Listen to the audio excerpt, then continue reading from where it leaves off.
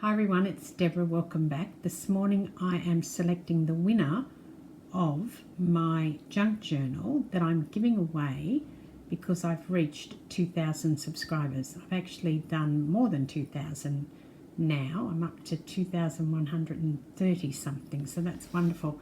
Thank you very much to all of you who have subscribed to my channel. I really appreciate it. And I have copied the link for this video, pasted it into the comment picker, and you can see down here I've got 124 people who commented.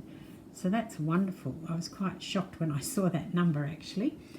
And now I'm going to start and we'll see who'll win the journal. So good luck everyone, and here we go.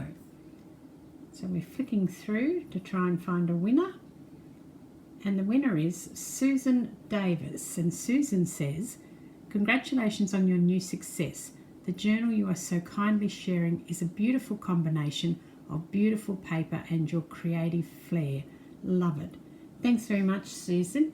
Today is Monday in Australia. I don't know where Susan lives, but if you could please get in touch with me by Thursday, Australian time, and I will get your journal off to you. Otherwise, I'll need to do another draw, but hopefully that won't be the case.